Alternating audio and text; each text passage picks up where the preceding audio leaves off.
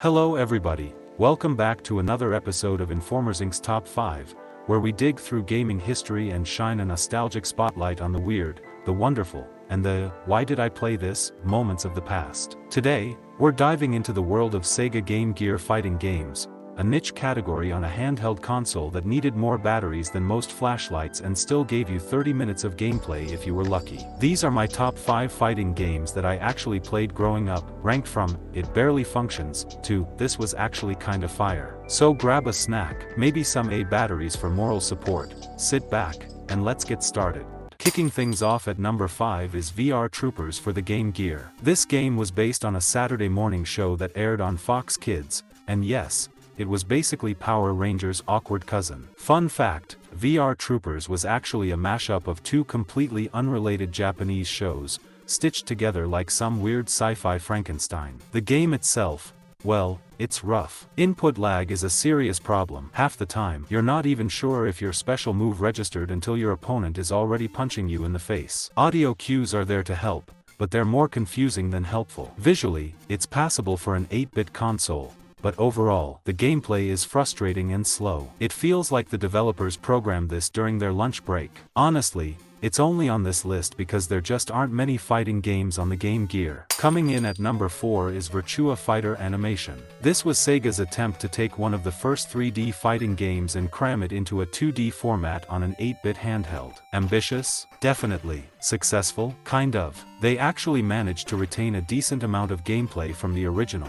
including a zoom feature when characters get close. In theory, it simulates 3D. In practice, it's like watching two pixelated blobs slap each other through a foggy magnifying glass. Still, the controls aren't terrible, and if you squint, it kinda feels like Virtua Fighter. Just don't expect smooth animation or frame-perfect inputs. It's more like Virtua Fighter, Budget Edition. At number 3, we've got the iconic Mortal Kombat. The Game Gear ports are surprisingly decent, at least in spirit. The gore is there, fatalities are, barely, possible, and the characters are recognizable, even if one or two were cut due to hardware limitations. But if you thought pulling off a fatality was hard in the arcade, try doing it with Game Gear buttons that feel like marshmallows. You have a tiny window to input commands, so unless you're faster than lightning, you'll just end up with an awkward punch. The visuals are actually kind of impressive.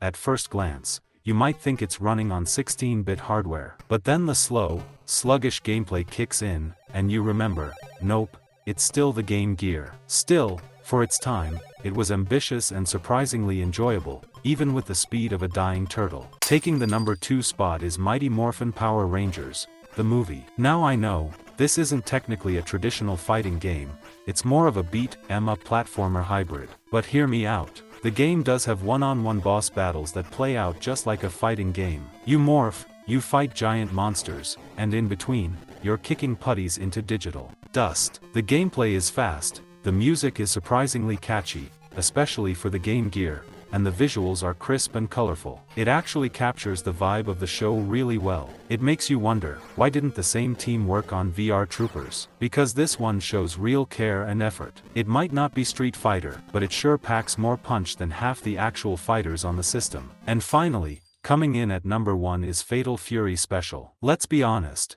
when it comes to SNK, they usually know what they're doing, and that includes their Game Gear ports. This game is shockingly good. The characters may be shrunk down to fit the screen, but the detail is still there. The animations are fluid for the hardware, the controls are tight, and, this is rare for Game Gear, you can actually execute special moves without sacrificing your thumb. The sound design is impressive, pushing the handheld to its audio limits. It's not just good for a Game Gear game, it's genuinely good. The only real downside is, back in the day, most of us wanted Street Fighter 2, and instead we got this unfamiliar title for $5 at a bargain bin. But once you gave it a chance, Fatal Fury Special more than delivered. It's a hidden gem, and absolutely the best fighting game on the Game Gear in my book. And that wraps up my top 5 fighting games for the Sega Game Gear. What do you think? Did I miss a favorite? Did I overhype a game that you think belongs in a landfill? Let me know in the comments below. I love hearing your thoughts, especially if you're gonna defend VR Troopers. I dare you. If you enjoyed the video, be sure to like, subscribe, and hit that notification bell so you don't miss the next trip down memory lane. Check out my other retro game reviews, and until next time, keep your thumbs limber and your batteries charged. Peace. Thank you for watching this episode of Informers Inc. Remember this game. I hope you help support your local content creators by donating on the QR link below. Also, hit the subscribe and hit the bell. And once again, thanks.